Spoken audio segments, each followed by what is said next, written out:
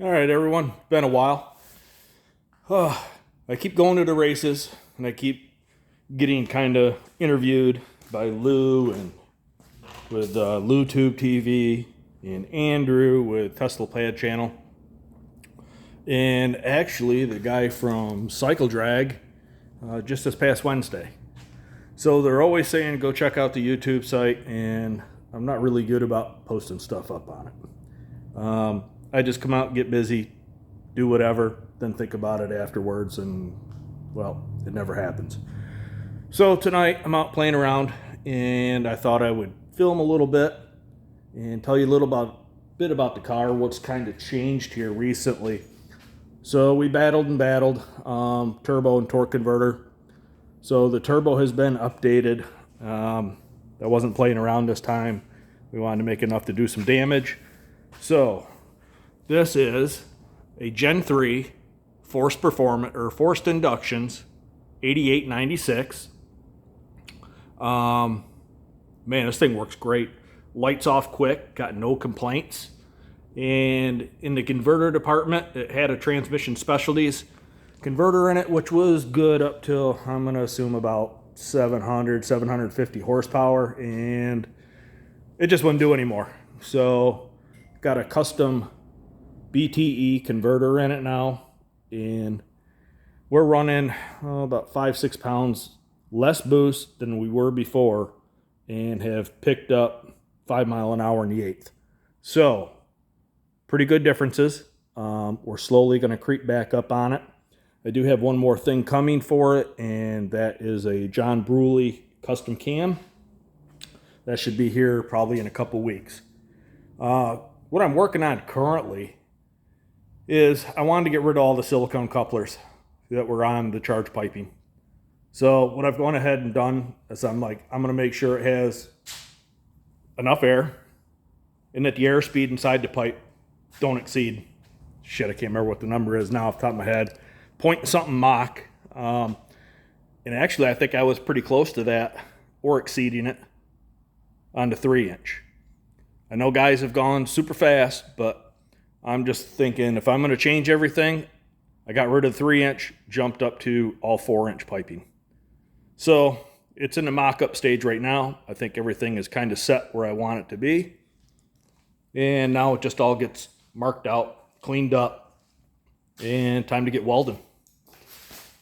So as it sits right now, we went out Wednesday, and best 60 foot I had at this track was a 130 Wednesday night. The car's been a 124 at that track before, but the track's kind of hit and miss. So you got to get it at just the right time. A lot of street tire guys there. So did a 130 and actually hiked the front end and carried the wheels a little bit, which this car hasn't really ever done. We were battling a bar angle that should have made sense for the car, but just didn't seem to work.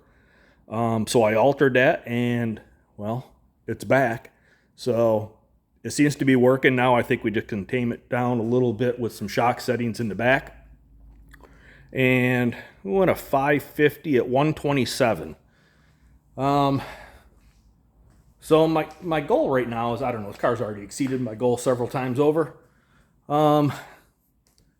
If the car could go out and go 850s consistently, I don't know, 155 to 160, I think that's pretty good considering it's nothing more than a cam and piston 5.3 liter Tahoe truck engine with some boost. I will say 2 weeks ago we went to Bradenton, which is the quarter-mile track. It wasn't a good outing. Way too many people. No time to check anything. We were still on the old bar angle, so the car wasn't happy. First run, it spun instantly. I don't think the car moved an inch, and it blew the tires off. Got back in the throttle, and I'll tell you, this thing was on an absolute mission. And then we hit boost cut. Now, boost cut only lasts for like a second in this thing, so I decided to kind of roll back in it and see what happened. And it come back up on boost, and it was marching. And it hit boost cut again. So went back and checked the data log, and boy, a little bit of a change on the Mac valves went from like 22 pounds of boost to 37. So it survived. And if I could get this thing to run on 37 out the back, holy hell, I don't know.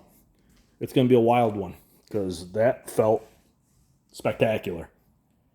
But anyways, very basic setup. I think everybody's kind of seen before. Ford 88 rear end, stock width for a 99 to 04.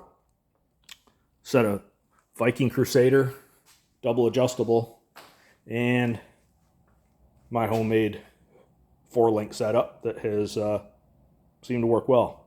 Our only problem now is that we're back to running out of fuel. It keeps commanding more.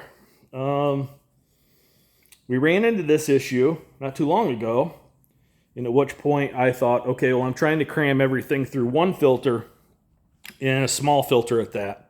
So I'm figuring that might be my restriction. So change setups, 8 feeds out. It's got 2 pumps in it. It's got a 450 and a 535.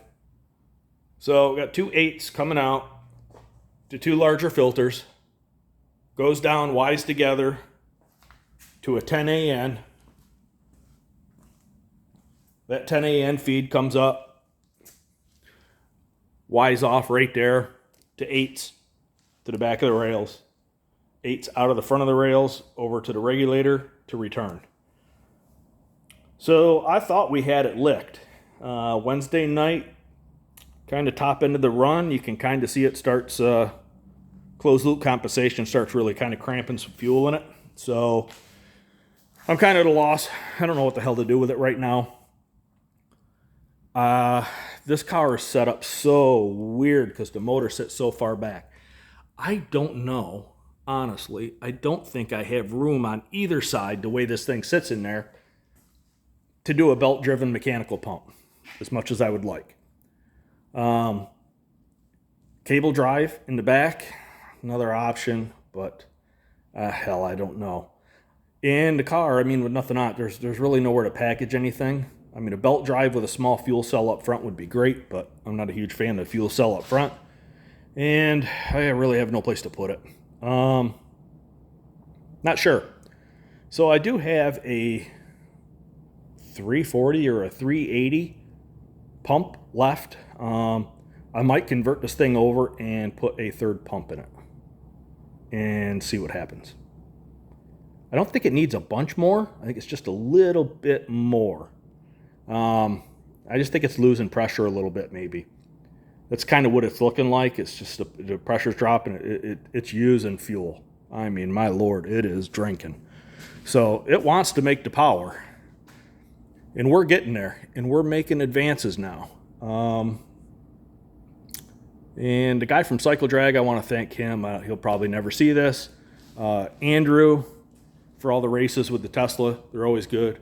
LuTube TV does a bunch of live feed events from all over the Tampa Bay area of local drag racing. So awesome guy. Always make sure that he checks in with me. And he calls the car Leroy Jr., which, whatever.